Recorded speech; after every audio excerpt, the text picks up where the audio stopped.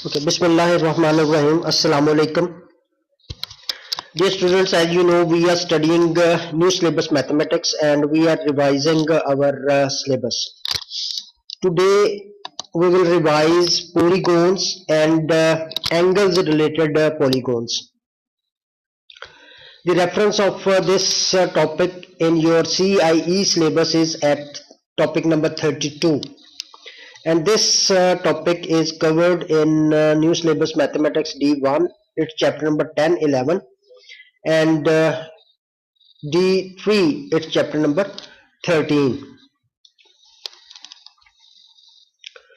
Most of the things in this lesson you have already learned. So let's revise those things. Angles है सबसे पहले. Angles related to polygons. Polygons देखो बेटे, mensuration में भी polygon use हुई है. जो स्क्वायर है, रेक्टेंगल है, ट्राइंगल है, पेंटागन है, ये सारे पॉलीगॉन्स ही हैं. आज हम सिर्फ ये पढ़ेंगे एंगल्स रिलेटेड पॉलीगॉन्स या लाइंस. जो एंगल्स हैं जितने भी, वो सर्कल प्रॉपर्टी के एंगल्स भी थे, वो हमने पहले पढ़े. अब बाकी पॉलीगॉन से रिलेटेड और जो बाकी एंगल्स है वो आज इस लेसन में हम पढ़ेंगे. जो एंगल्स एट अ पॉइंट, एक पॉइंट पे जो एंगल होते हैं उन सब का sum 360 degree. Angles at a point add up to 360 degree. तो पॉइंट पे जो एंगल्स होते हैं, ये आपको पता है कि इन सब को जब हम ऐड करते हैं तो इनका सम जो है वो 360 डिग्री के इक्वल होता है. Angles at a point on a straight line, या angles at a straight line भी हम इसको कह सकते हैं. तो इसमें देखें, ये स्ट्रेट लाइन है. इस स्ट्रेट लाइन पे जितने भी एंगल्स होंगे उन सबको ऐड करें तो आपके पास एक स्ट्रेट लाइन बन जाए. तो ऐसे एंगल्स जो हैं उनका सम 180 डिग्री होता है.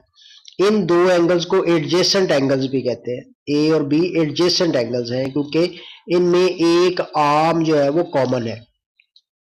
Two angles are complementary if they add up to 90 degree. और ये दो एंगल्स जिनको ऐड करें उनका सम 90 डिग्री आए तो उसको कॉम्प्लीमेंट्री, और दो एंगल जिनको ऐड करें और उसका सम 180 डिग्री आए उनको सप्लीमेंट्री एंगल्स कहते हैं.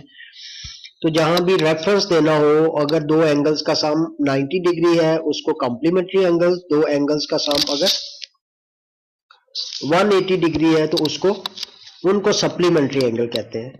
यहाँ पे अगर तीन एंगल्स हैं उन सब को ऐड करने से आपके पास 180 आता है, तो it mean they are angles on the straight line.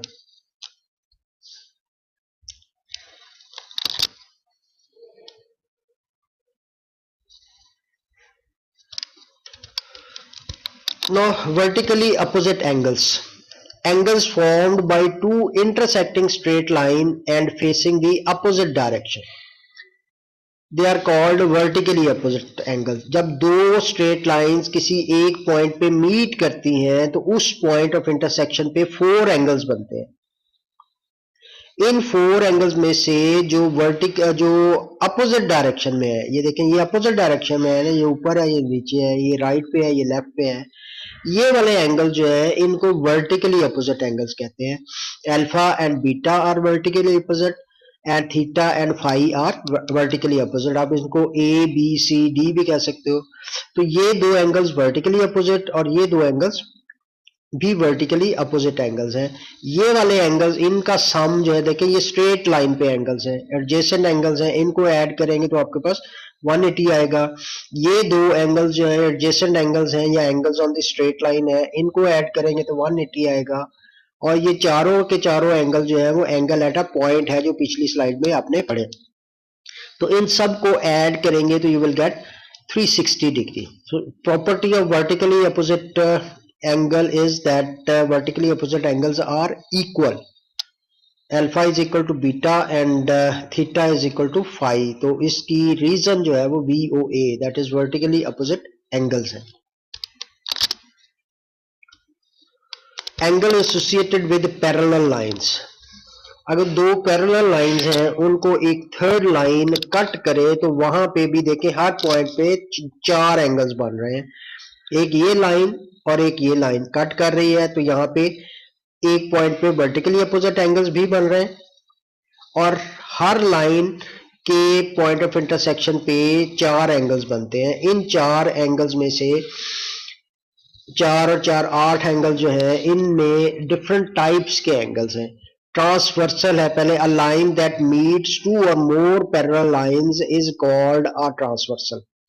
Line P Q R S, ये वाली जो लाइन है, this is transversal because this line cuts these two parallel lines.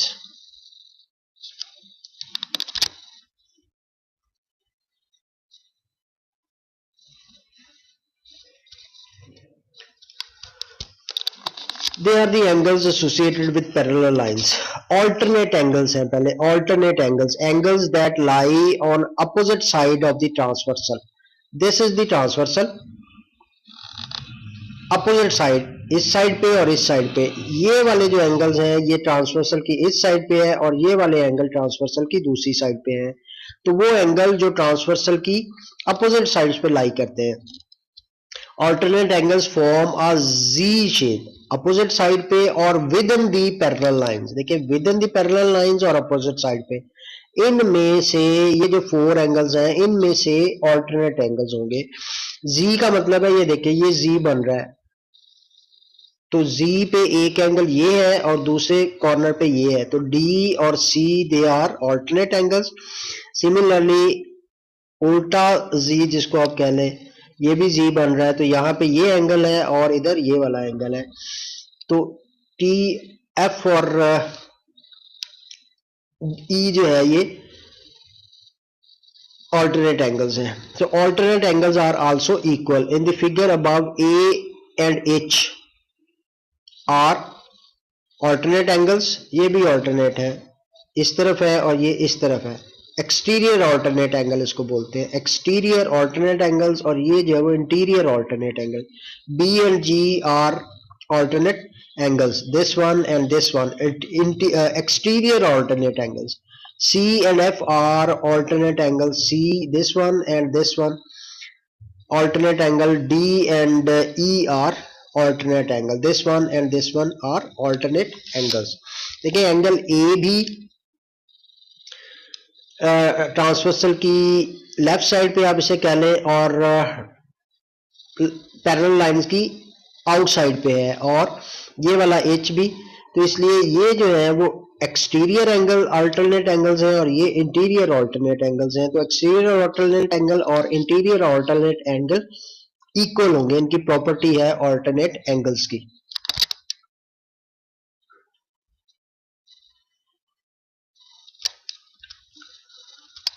The corresponding angles, two angles that lie on the same side of the transversal at corresponding position. corresponding position का मतलब है अगर line के ऊपर है तो दूसरा angle भी लाइन के ऊपर, अगर एक एंगल लाइन के नीचे है तो दूसरा एंगल भी लाइन के नीचे. corresponding angles form F shape, यानी F shape एंगल्स को, ये वाली F shape बन रही है. F shape एंगल्स को A और ये जो है E और C और G, they are corresponding angles. corresponding angles और F shape angles. तो शेप बना के भी आप एंगल्स को आइडेंटिफाई कर सकते हो कि whether they are alternate angles और corresponding angles. corresponding angles are equal, इसकी प्रॉपर्टी भी इक्वल एंगल्स होते हैं. In the figure above A and E are corresponding angles. B and F, A and E, B and F. Similarly, C and G, D and H are corresponding angles. So these are corresponding angles.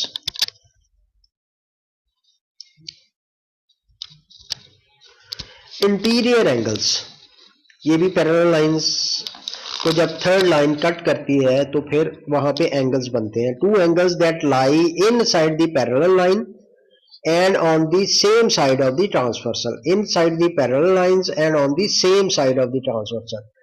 inside the parallel lines ये C और E angles हैं और इधर D और F angles हैं. तो interior angles form आ सी shape, यानी इनको सी शेप एंगल्स भी कहते हैं। देखिए ये सी की शेप बन रही है, सो दीज एंगल्स, और इस तरफ ये वाला सी बन रहा है। तो ये दो एंगल्स डी और एफ, इंटीरियर एंगल्स इक्वल नहीं होते, rather the interior angles add up to 180 degree, that is sum of two interior angle is 180। तो अगर आपको एक एंगल दिया हुआ है, दूसरा फाइंड करना है, तो गिवन एंगल को 180 में से माइनस कर देंगे तो you will get the second angle. So in the figure, C and E are interior angles and D and F are interior angles.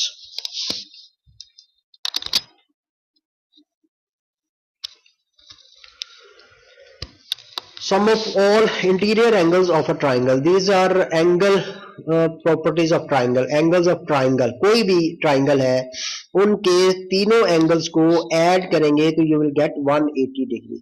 So sum of all interior angles of a triangle is equal to 180 degree. A plus B plus C is equal to 180 degree. Exterior angle, ये दोनों properties बड़े important है। Exterior angle क्या होता है, जब भी किसी पॉलीगॉन की कोई सी साइड को आप प्रोड्यूस कर देते हो, आगे को बढ़ा देते हो, तो ट्राइंगल के बाहर जो एंगल बनता है, that angle is called exterior angle. ये इंटीरियर एंगल्स हैं। तो exterior angle of triangle is equal to sum of two interior opposite angle. Interior opposite क्यों कहते हैं, क्योंकि जिस पॉइंट पे वो एक्सटीरियर एंगल बन रहा है उसके अपोजिट जो दो एंगल्स हैं, उस पॉइंट के अलावा जो दो एंगल्स हैं उनको ऐड करें तो वो इस एक्सटीरियर एंगल के इक्वल आएगा। तो अब देखिए, अगर इसकी एक्सटीरियर एंगल आपने फाइंड करना है किसी फिगर में, तो ये इक्वल होगा इन दोनों के सम के। ये प्रॉपर्टी यूज कर ले तो इन तीनों में से जौन सा भी एंगल आपने फाइंड करना है वो एंगल आप फाइंड कर लेंगे by putting the values of the given angles. अगर ये आइसोसेलेस ट्राइंगल है तो फिर ये दोनों एंगल्स इक्वल होंगे, तो exterior angle is 2 times the interior angle, base angles भी इसको कहते हैं, इंटीरियर एंगल जो है वो आ जाएंगे। C is exterior angle, A and B are interior angle, so C angle C is equal to angle A plus angle B। ये वाले जो दो एंगल्स हैं इनके सम के इक्वल होगा एक्सटीरियर एंगल। ये सर्कल प्रॉपर्टीज में भी ये एक्सटीरियर एंगल ऑफ ट्राइंगल की प्रॉपर्टी यूज होती है। वहां पे जब लाइनें कट करती हैं तो कोई ट्राइंगल बनती है और एंगल जो आपने फाइंड करना है वो बाज़ दफे उस ट्राइंगल का एक्सटीरियर एंगल होता है, तो फिर आप उस प्रॉपर्टी को यूज करेंगे एंगल प्रॉपर्टी ऑफ सर्कल में भी।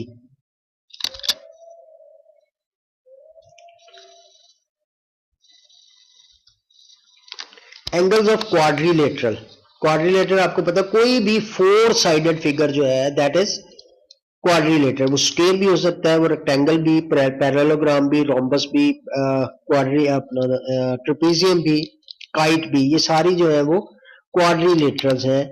तो इनकी एंगल प्रॉपर्टीज हैं, the total angle sum of the quadrilateral is 360। कोई भी क्वाड्रिलेटरल है उसके अंदर इंटीरियर एंगल्स को जब आप ऐड करोगे, this angle plus this angle plus this angle plus this angle is equal to 360, 4 angle.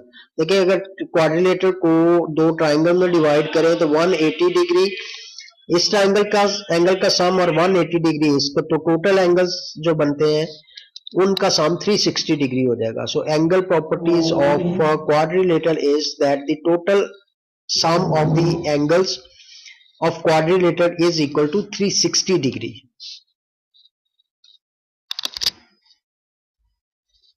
अब पॉलीगॉन, डिफरेंट टाइप्स की पॉलीगॉन है, उनकी अलहदा से प्रॉपर्टीज है जो हमने सिमेट्री में वो सारी प्रॉपर्टीज पढ़ी थी कि पैरेललोग्राम है उसमें किस किस्म के एंगल्स होते हैं, रेक्टेंगल है, काइट है, वो सारी प्रॉपर्टीज आप वहां से रिफ्रेश कर सकते हो।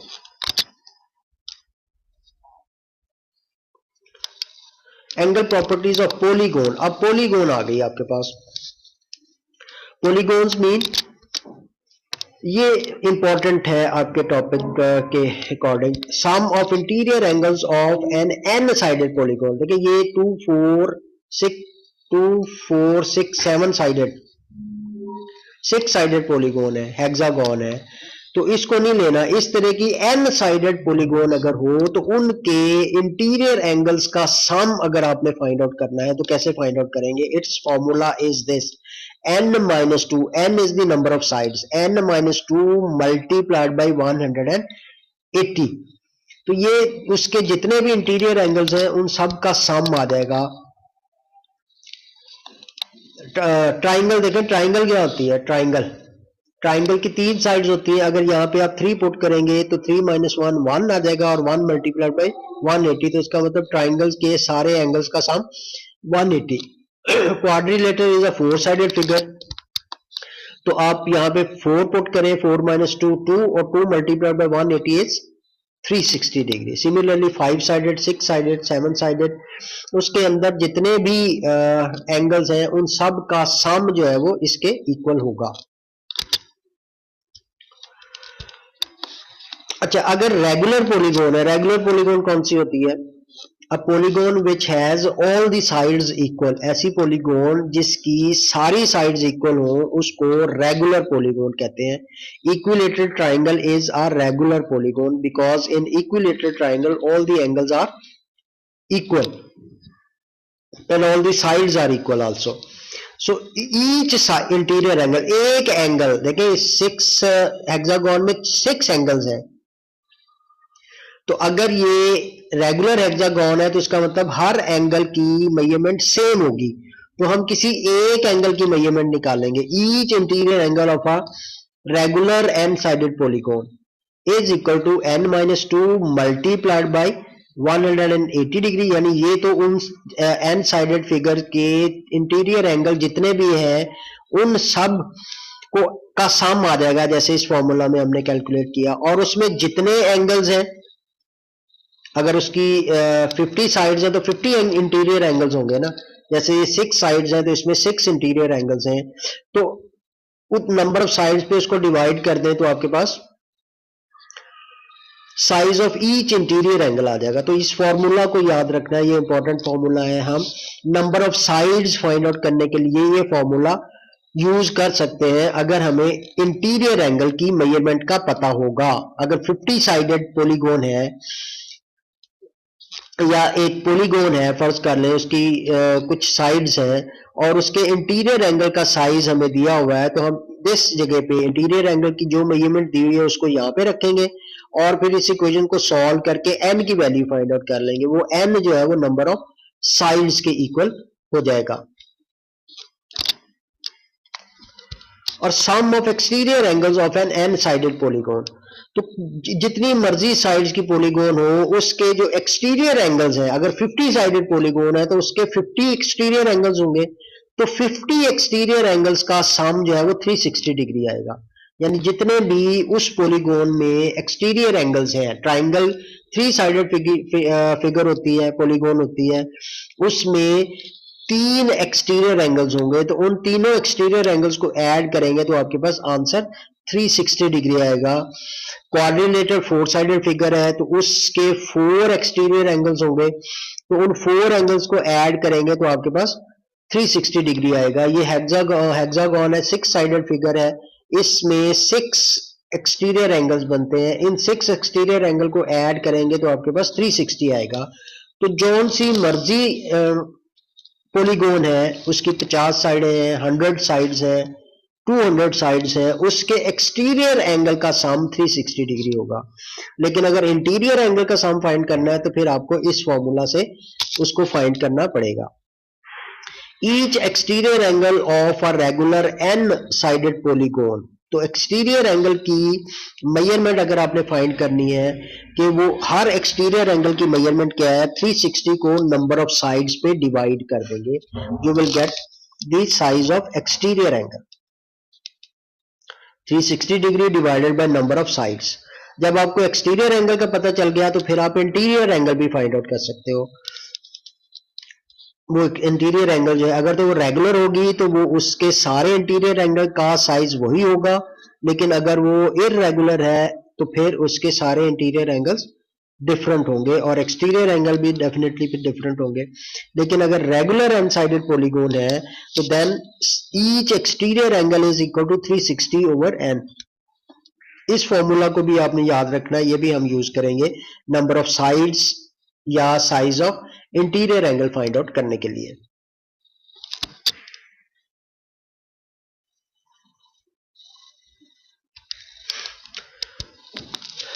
Exterior angle is equal to 180 minus interior angle, जो भी इंटीरियर एंगल की मेजरमेंट है उसको 180 से माइनस कर दें, और इंटीरियर एंगल जो है वो that is equal to 180 minus exterior angle. अच्छा, ये साइज ऑफ इंटीरियर एंगल, एक तो ये फॉर्मूला है size of interior angle equals to n minus two multiply by 180 over n, ये फॉर्मूला हमने किया था। Number of sides find out करने के लिए क्या फॉर्मूला हम यूज कर सकते हैं, एक ये फॉर्मूला यूज कर सकते हैं, ये फॉर्मूला भी यूज कर सकते हैं। साइज, अगर आपको इंटीरियर एंगल का साइज पता है तो आप नंबर ऑफ साइड्स इस फॉर्मूला से भी यूज कर सकते हो और इस फॉर्मूला से भी यूज फाइंड कर सकते हो नंबर ऑफ साइड्स। अब number of sides of a polygon क्या है, 360 degree over size of interior exterior angle, sorry size of exterior angle. देखिए, अगर इंटीरियर एंगल का आपको पता है तो आप एक्सटीरियर एंगल फाइंड कर सकते हो। Exterior angle will be equal to 180 minus that given interior angle. तो उस एक्सटीरियर एंगल की मेजरमेंट को आप यहाँ पे इस फॉर्मूला में यूज करके number of sides find out कर सकते हो।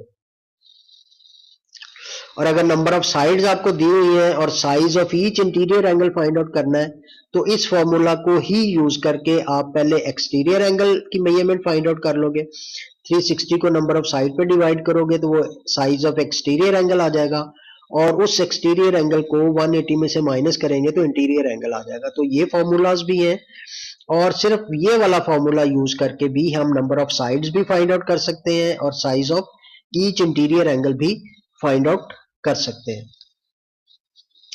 तो ये है आपके फॉर्मूलाज एंगल से रिलेटेड जितने भी है पॉलीगॉन्स के, ये वाले एंगल जो है इनको आपने मेमोराइज करना है, और पैरेलल लाइंस के एंगल्स और इससे रिलेटेड। अब इसमें जो पॉलीगॉन के एंगल्स होते हैं उसमें सिमेट्री का कॉन्सेप्ट भी यूज होता है बाज दफे, कि सिमेट्रिकल फिगर्स होती हैं और फिर आपको वो कहता है कि नंबर ऑफ साइड्स फाइंड करें या size of each interior angle use करें।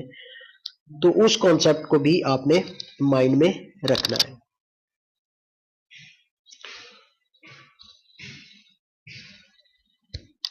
जी बच्चों, ये है आपके एंगल्स की डेफिनेशंस और उनके फॉर्मूलाज। इन फॉर्मूलाज को हमने यूज करना है क्वेश्चंस में। तो अब ऑलमोस्ट 5 मिनट्स रह गए, तो 5 मिनट्स में क्वेश्चन 7-8 हमने करने हैं, वो नहीं होंगे, तो उसके लिए हम दोबारा 10-15 मिनट्स 10-15 पे फिर दोबारा हम ज्वाइन करेंगे मीटिंग को, ठीक है? Okay sir. ये बेटे क्लियर हो गया आपको कि नहीं?